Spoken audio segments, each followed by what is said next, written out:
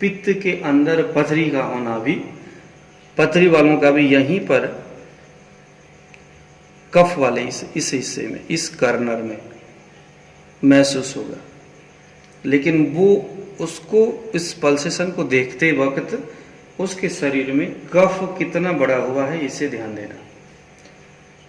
अगर कफ वाला प्रकृति है, या ये लगा लो कि कफित वायु में जो दोष है वो कफ प्राधान्य दोष है, और यहाँ पर जब आप अर्गन पल्स में चले गए तो इस कोने में बिल्कुल भी कफ वाले स्थान में अगर यहाँ पर लग रहा है तो पित्तास्मरी यानी कि गाल स्टोन होने का संभावना दिखाई दे सकता है।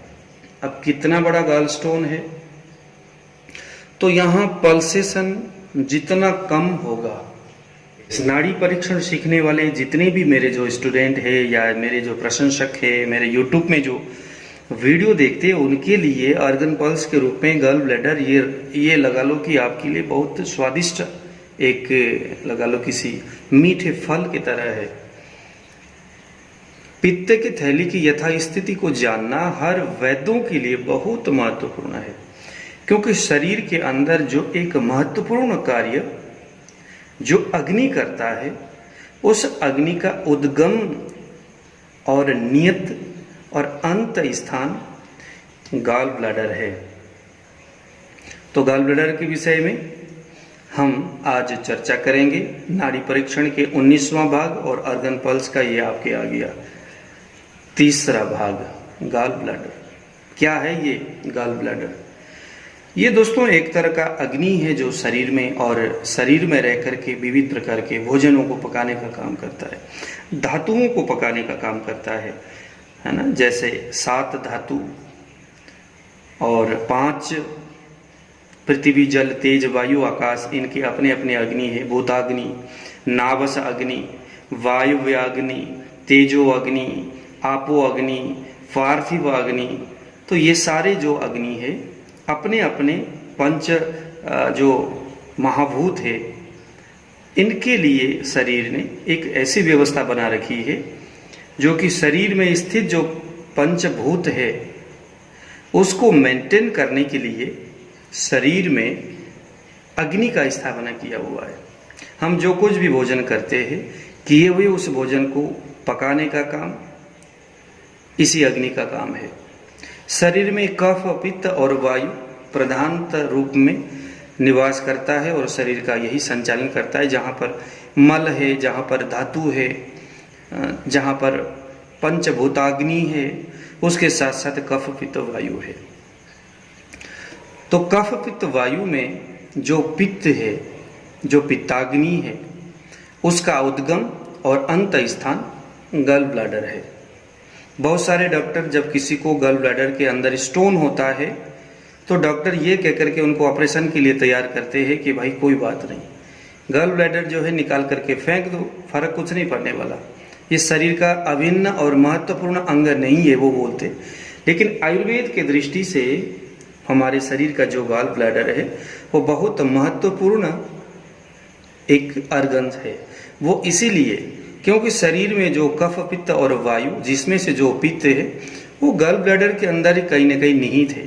शरीर में जितने भी अग्नि है वो जब एक्स्ट्रा कभी जब बनने लगे तो गॉल ब्लैडर के अंदर आकर के स्थित हो जाता है, या कहीं अगर अग्नि की कमी हो तो गॉल ब्लैडर से ही अग्नि उत्पन्न होकर के वहाँ पर चले जाता है। यह एक तरह का वायल उत्पादन करता है जो नमकीन प्रकार का स्वाद का होता है और शरीर के अंदर धातुओं को, मलों को, पंचभूताग्नियों को पकाने का, गलाने का और उसको डाइजेस्ट करने में बहुत अहम भूमिका निभाता है गॉल ब्लैडर। ठीक है जी। आइए जरा इस गॉल ब्लैडर के किसी भी इंसान के शरीर में यथास्थिति को हम कैसे परखें।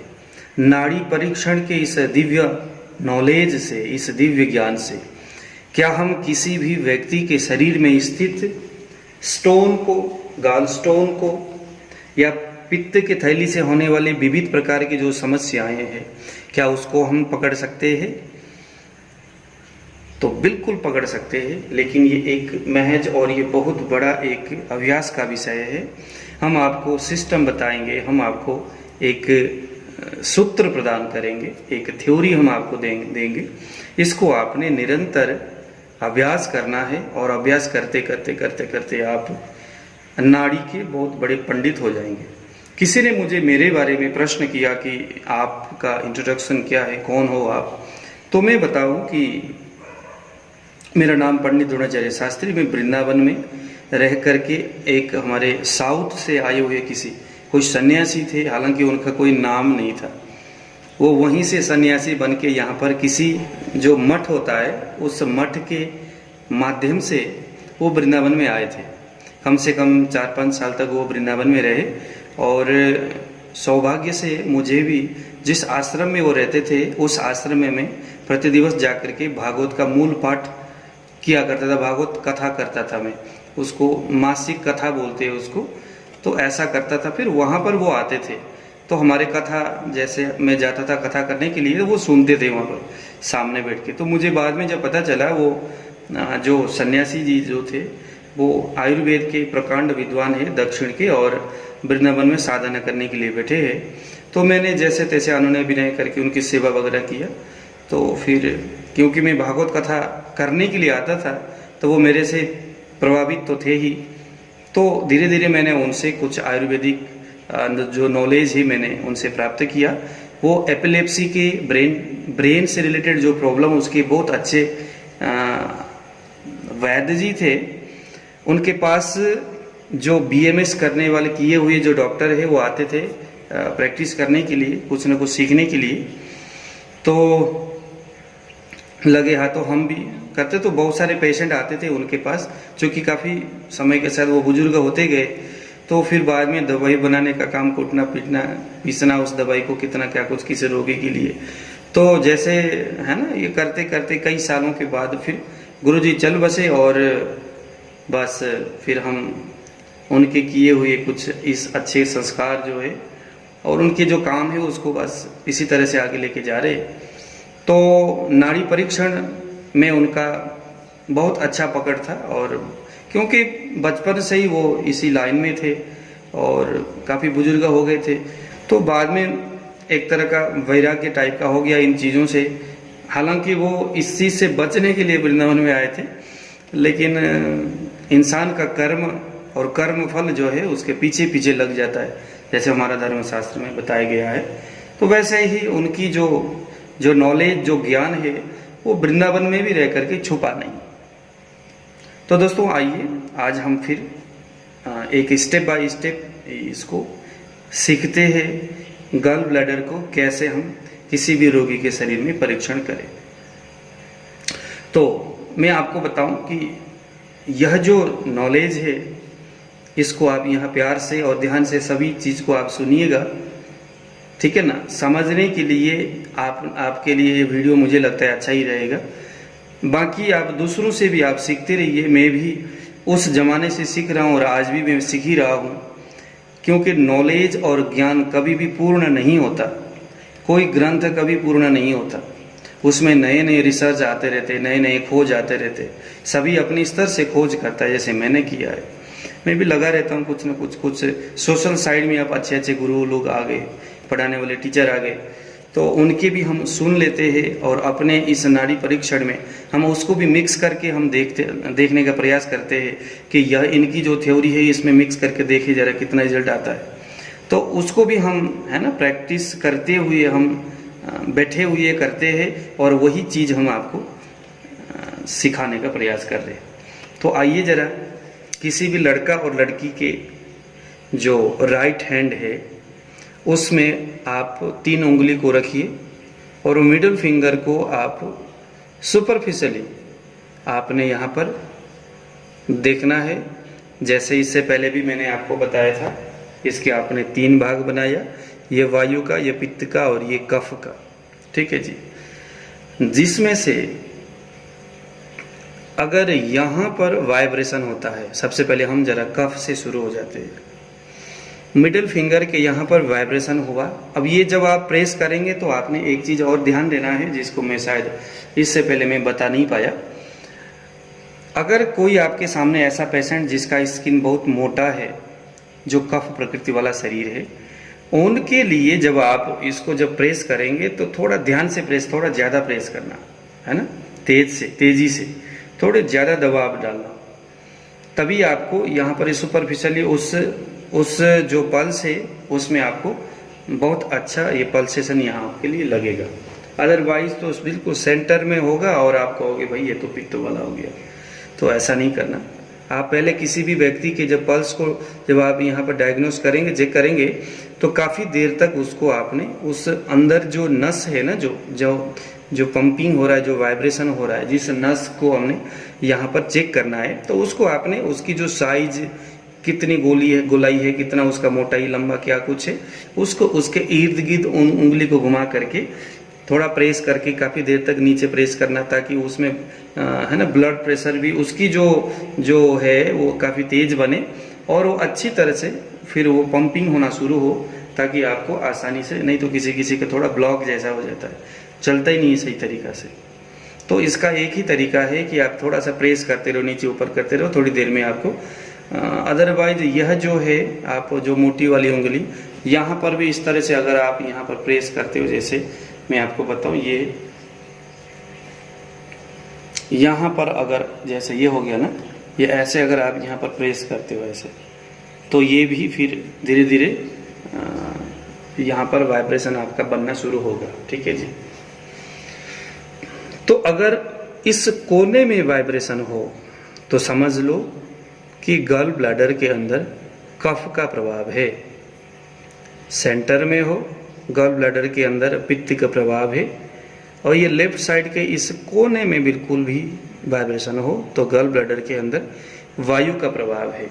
लेकिन मैंने इससे पहले भी बताया, ऑर्गन पल्स को हमने तभी, हमारी जो अटेंशन है ऑर्गन पल्स में तभी होनी चाहिए जब यहाँ पर हमें जो पल्सेशन है वो माइनर लगना चाहिए, बिल्कुल भी कम मरा सा सुस्त पल्सेशन हमें जब लगे तो ही हमारी अटेंशन यहाँ पर होनी चाहिए। अटेंशन हमारी तभी यहाँ पर बननी चाहिए, हमारा यहाँ ध्यान तभी जानी चाहिए जब यहाँ पर जो पल्सेशन है बहुत माइनर लगे, बहुत कम लगे, ऐसा लगे जैसे कि मैंने इससे पहले वाले बहुत सारे वीडियो में मैंने बता रखा है कि किस तरह से करना, उस वीडियो को आप देखो जरा। तो उस हिसाब से पल्सेशन अगर यहाँ लगे तो वायु, यहाँ लगे तो पित्त, और यहाँ लगे तो कफ। कफ वाले भाग में अगर पल्सेशन लगती है, बहुत माइनर लग रहा है, बहुत कम लग रहा है, और रोगी का शरीर भी जब आप उनके कफ, पित्त और वायु जब आपने चेक किया तो कहीं ना कहीं शरीर कफ प्रकृति वाला या कफ दोष से युक्त आपको उसके शारीरिक लक्षणों से और उसके कफ पित्त वातात्मक जो पल्स आपने पहले चेक किए होंगे, क्योंकि ये तो स्टेप बाय स्टेप चेक करके यहाँ तक आप आ रहे हो। तो फर्स्ट नंबर में जो मैंने आपको बताया था कि कफ, पित्त, वायु कहाँ पल्सेशन हो रही है, तो वहाँ पर आपको कफ लगा और यहाँ पर भी आपको यहाँ पर वाइब्रेशन हो रहा है। तो इसका मतलब है कि उनकी जो गॉल ब्लैडर है, उनकी जो पित्ताशय जो है बहुत सुस्त है, वहाँ पर कफ काफ़ी जमा हुआ है। सुस्त पित्ताशय, सुस्त पित्ताशय का मतलब है कि उसकी जो गॉल ब्लैडर है बहुत ज़्यादा कमज़ोर है। कमजोरी उसके गॉल ब्लैडर में स्पष्ट आपको यहाँ से नजर आएगा। स्लगिस बोलते हैं इसको, है ना, गॉल ब्लैडर में स्लगिस पैदा हो गया। तो कफ वाले भाग में अगर स्पर्श हो वाइब्रेशन तो। दूसरा पित्तास्मरी, पित्त के अंदर पथरी का होना भी, पथरी वालों का भी यहीं पर कफ वाले इस हिस्से में, इस कॉर्नर में महसूस होगा। लेकिन वो उसको, इस पल्सेशन को देखते वक्त उसके शरीर में कफ कितना बड़ा हुआ है इसे ध्यान देना।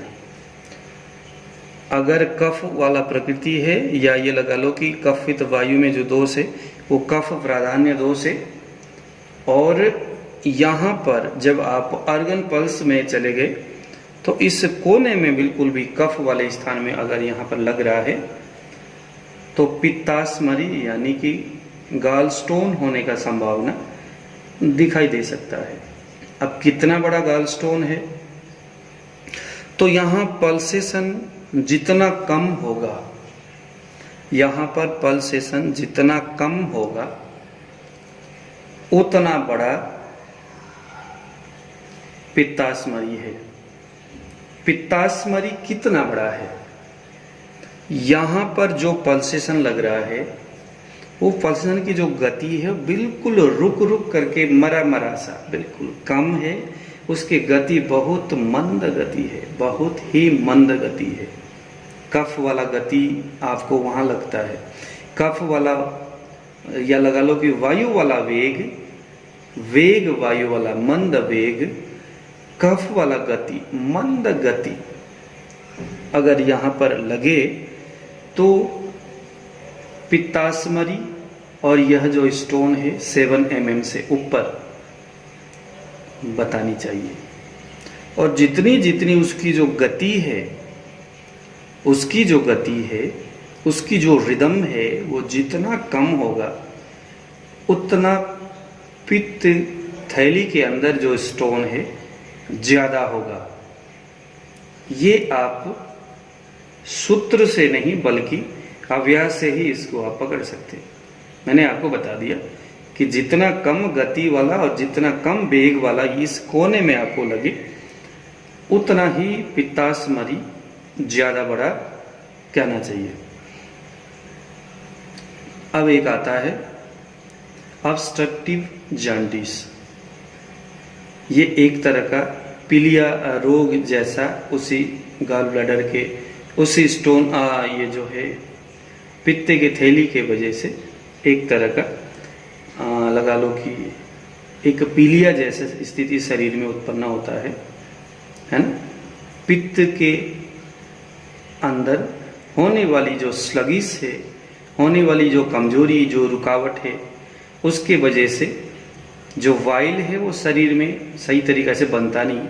जो नमक है, पित्त थैली अपना सही तरीक़े से काम न करे, वहाँ से उत्पन्न होने वाली जो वाइल है वो सही तरीक़े से शरीर में न जाए, तो जो है ऑब्स्ट्रक्टिव जॉन्डिस होने का संभावना उस रोगी में दिखाई दे सकता है।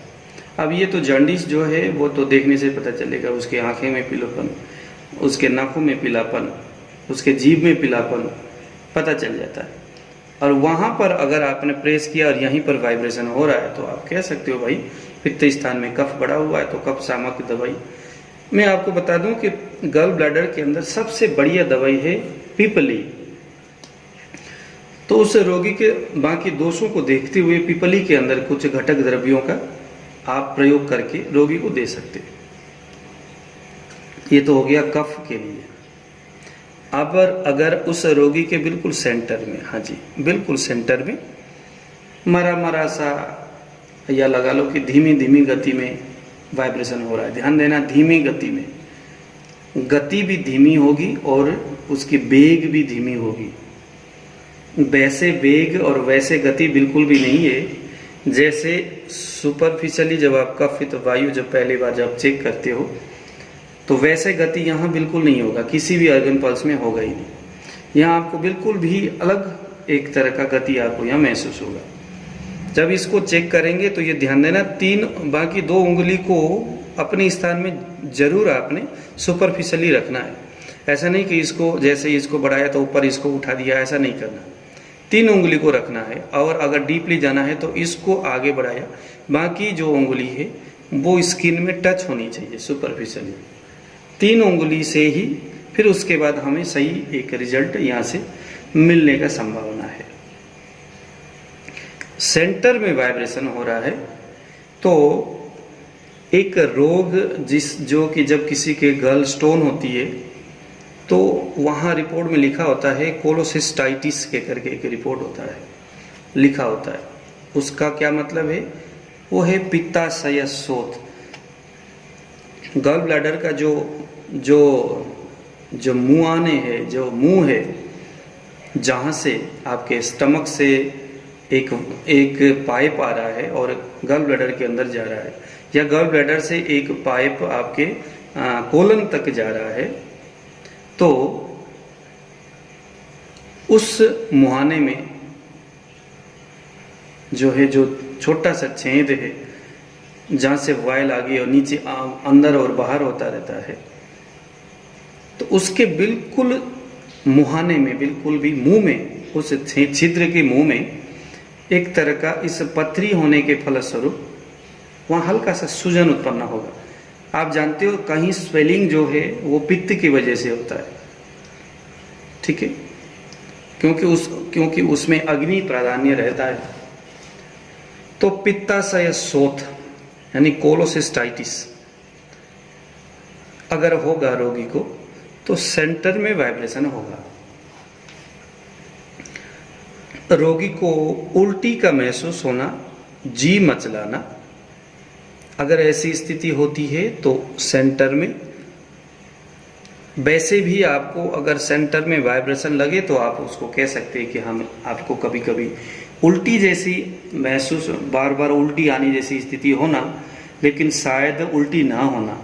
कभी कभी तो उल्टी हो भी जाती है, लेकिन उल्टी आने जैसी स्थिति होती है। और जी मचलाना, ठीक है, यह स्थिति अगर होगी तो भी आपके सेंटर में वाइब्रेशन होगा, यानी आपके गॉल ब्लैडर के अंदर जो है, गॉल ब्लैडर जो है वो पित्त से प्रभावित है, ऐसा समझना चाहिए। और एक स्थिति है जिसका नाम है गैस्ट्रिक अल्सर या गृहिणी अल्सर। गैस्ट्रिक अल्सर या गृहिणी अल्सर, आपके जो कोलन है, जो बड़ी आंत है, उस आंत के दीवारों में एक तरह के छाले उत्पन्न हो जाता है, या लगा लो कि एक घाव उत्पन्न होता है, जिसको हम अल्सर कहते हैं। तो वहाँ पर अल्सर होना भी आपके गॉल ब्लैडर के ही, गॉल ब्लैडर में पित्त से प्रभावित होना माना जाता है, और सेंटर में आपको वाइब्रेशन महसूस होगा।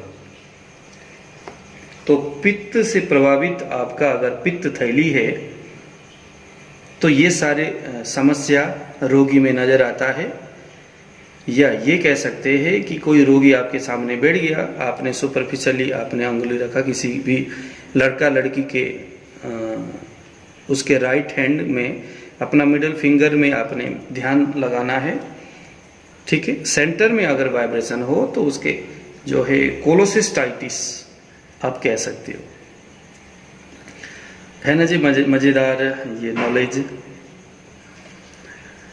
अच्छा, अगर अब मैं आपको एक चीज़ और बता दूं चलते चलते, कि अभी हम लोग एक वेबसाइट में, इससे पहले वाले वीडियो में जिक्र किया था, www गूगल में जाइए और www.ayushyogi.com आप इसको लॉगिन कीजिए। वहाँ पर हालांकि अभी सिस्टम हम इसको बना रहे, आप यकीन नहीं करेंगे, इसके अंदर बहुत अच्छे वैद्य जो नाड़ी को सिखाने में, जो पता नहीं कितने सालों से सिखा रहे, मास्टर है, और हम इसमें कुछ ऐसे वैद्य जी जोड़ रहे हैं जो कि आयुर्वेद के मास्टर है, मतलब जो कहीं ठीक ना हो वो इनके पास ठीक हो जाएगा, और वो किसी एक रोगों के ऊपर लंबे समय से अपना काम कर रहे, बस एक ही रोग के ऊपर। तो मैं आपसे निवेदन करूंगा कि अगर कोई रोग आपकी समझ में नहीं आ रहा है, या कोई रोगी किसी भी वजह से ठीक नहीं हो रहा है, ऐसे हो ही जाता है, तो आपने घबराना नहीं है। ayushyogi.com में आप लॉगिन कीजिएगा, और उसके अंदर जिस रोग से वो रोगी पीड़ित है और ठीक नहीं हो रहा है, उस रोग की जो आयुर्वेदिक जो डॉक्टर है, जो उसी के स्पेशलिस्ट है, आप उनको वहाँ से फ़ोन कीजिएगा ऑनलाइन चार्ज वगैरह पे करके, और उस रोगी से आप बात कराइए, और उनके लिए जो मेडिसिन का जो लाइन ऑफ ट्रीटमेंट की बातें जो आयुर्वेद में बताई जाता है, तो वो आपको समझाएंगे, या किस तरह का चिकित्सा होनी चाहिए। यदि आप पेशेंट हो और मेरे वीडियो को आप देख रहे हो, तो भी आपके लिए भी यह है कि आप ayushyogi.com में जाइए और वैद्य जी जो है आपको मिलेंगे। अगर आप नाड़ी सीखना चाहते हैं तो इसके अंदर हम 2-3 नाड़ी सिखाने वाले जो वैद्य जी है, जो टीचर है आयुर्वेद के, हम उनको यहाँ पर ले आएंगे, आप उनसे सीख सकते हैं यहीं से, ऑनलाइन से। अगर आप ज्योतिष सीखना चाहते हैं, है ना, एस्ट्रोलॉजिकल मेडिकल साइंस एक आयुर्वेद सीखने वालों के लिए बहुत महत्वपूर्ण सब्जेक्ट है। तो एस्ट्रोलॉजिकल मेडिकल साइंस में ज्योतिष का बहुत बड़ा वर्चस्व रहता है और काम रहता है। तो अगर आप आयुर्वेद के लाइन में हो तो थोड़ा सा आप मेहनत कीजिएगा उस सब्जेक्ट में भी, और आपको बहुत आनंद आएगा। किसी भी रोगी के कुंडली को थोड़ा सा आपने अपने लेवल में रिसर्च करना है। जब कोई भी पेशेंट आता है, आपने यहाँ से भी देखा और वहाँ से भी कि वो रोगी ठीक होगा नहीं होगा, ग्रह गोचर की क्या पोजीशन है, वहाँ से आपको थोड़ा सा नॉलेज मिलेगा। तो आप उनसे आप ये जो है ज्योतिष आप सीख सकते। बहुत अच्छे 2 ज्योतिषी या लगा लो कि जो एस्ट्रोलॉजी के जो टीचर है मुझे मिल चुके हैं, और मैंने उनका ऑलरेडी एक के तो मैंने प्रोफाइल बना दिया। एक हमारे जो ज्योतिषी है वो बनारस से है, और वो मेडिकल साइंस के ऊपर ज्योतिष में बहुत अच्छा रिसर्च करते हैं, और ज्योतिष के अच्छा अपना जैमिनी सिद्धांत के ऊपर काम करते हैं। तो पाराशर और जैमिनी सिद्धांत आप एस्ट्रोलॉजिकल मेडिकल साइंस के ऊपर आप वहाँ पर उनसे आप सीख सकते। बस थोड़ा प्रतीक्षा कीजिएगा, ऐसा व्यवस्था हम यहाँ पर बना रहे हैं। तो आइए जरा अब हम इस पित्त की थैली के अंदर होने वाली वायु के विविध गतिविधियों को हम यहाँ पर चेक करते हैं। अगर किसी भी पेशेंट के गॉल ब्लैडर के अंदर, अब देखना जरा, इसको ध्यान से सुनना है ना। अपने रोगों के बारे में भी आपको पता होनी चाहिए कि कौन सा रोग किस ऑर्गन्स के प्रभावित होने से होता है, वो भी आपको यहाँ से पता चल रहा है। तो ये तो डबल काम हो रहा है ना, आपको बेनिफिट मिल रहा है। एक तो आपको नाड़ी से पता चल रहा है, दूसरा आपको ये भी पता चल रहा है कि संबंधित रोग किस ऑर्गन से है, ताकि आपको उसके ऊपर काम करने में आसान हो। इनसफिशिएंट वायल, अगर यहां पर वाइब्रेशन लगे और बहुत मंद लगे तो समझ लो कि गॉल ब्लैडर के अंदर वायु का प्रवेश हो रखा है, या संबंधित रोगी वायु से पीड़ित है और इसका गॉल ब्लैडर वात से स्तंभित है या प्रभावित है। और वायु का जो सिम्टम्स है, जैसे सूखापन, ये तमाम जो गुण जो वायु का है वो गॉल ब्लैडर के अंदर स्पष्ट नजर आएगा। जैसे इनसफिशिएंट वायल, जहां पर गॉल ब्लैडर एक लगा लो कि अपर्याप्त जो वायल का निर्माण, जो पर्याप्त जो निर्माण होनी चाहिए, जो नेचुरल तरीका से जो होता है, ये क्या है? ये वायल, ये वो है जिससे आपके भूताग्नि है ना, पंचभूताग्नि, पंच धात्वाग्नि और आपके जठराग्नि, इसमें अग्नि को जलाने का काम। ये ऐसे समझ लो जैसे नमक तो आपने खा लिया लेकिन उसमें नमकीन गुण है ही नहीं। तो गॉल ब्लैडर के अंदर वायु के होने से उस वायल में, इस पित्त के थैली में स्थित जो पित्त है, जो अग्नि का कारक है, जो भोजन पकाने का काम करता है, उसके अंदर वह गुण नहीं है। यानी वहाँ हम देसी भाषा में कह सकते कि नमक की कमी है, अपर्याप्त नमक, इनसफिशिएंट वायल, ये वायु के वजह से होता है। तो फलस्वरूप उसको कॉन्स्टिपेशन होना या धीरे धीरे जो गॉल ब्लैडर जो है सूखते जाएगा, क्योंकि वो खुद को ही पोषण नहीं दे पाएगा, दूसरों को भी नहीं दे पाएगा। तो ऐसी स्थिति तब आएगा जब आपको इस कोने में वाइब्रेशन होगा। दूसरा है आपके गॉल ब्लैडर में संक्रमण हो जाना, संक्रमित हो जाना। अब यह संक्रमित भी जन्मजात भी हो सकता है या स्थिति वसात भी हो सकता है। किसी कारणवश शरीर में उत्पन्न होने वाली जो हार्मोन्स है वो कुछ कम उत्पन्न हो रहा है, या ऑर्गन्स को मजबूत करने वाला कुछ ऐसे रसायन जो उस व्यक्ति के शरीर में जन्मजात या किसी कारणवश नहीं बन पा रहा है, जिसके वजह से आपका जो गॉल ब्लैडर है वो धीरे धीरे संक्रमित होते जाएगा, कमजोर होते जाएगा। ठीक है, तो डिफॉर्मिटी ऑफ गॉल ब्लैडर जो है, यह सिम्टम्स भी आपको वायु के वजह से, गॉल ब्लैडर के अंदर जब वायु प्रवेश करे तो दिखता है। और यह आपको किसी भी व्यक्ति के राइट हैंड में, आपके मिडिल फिंगर के इस कॉर्नर में वाइब्रेशन मंद मंद लगेगा। तीसरे में आता है रिमूवेबल गॉल ब्लैडर। आपके गॉल ब्लैडर है कि नहीं है। कफ से बताया कि भाई पित्त के अंदर पथरी है या नहीं है। पथरी कितना बड़ा है इस कोने से पता चलेगा, लेकिन पहले तो आपने ये देखना है कि इसका गॉल ब्लैडर है कि नहीं, या उस पित्त के थैली को डॉक्टर ने ऑपरेशन करके तो नहीं निकाल दिया। तो वह स्थिति यहां पर आपको महसूस होगा। इस कोने में मरा मरा सा, बड़ा धीमा धीमा सा, सुस्ती के साथ, अप्रिय तरीका से, ठीक है, झटका मारते हुए, रुकते हुए, अगर यहां पर वाइब्रेशन इस कोने में होती है तो समझ लो कि उसके गॉल ब्लैडर को या तो निकाल दिया गया है या तो सूख गया है।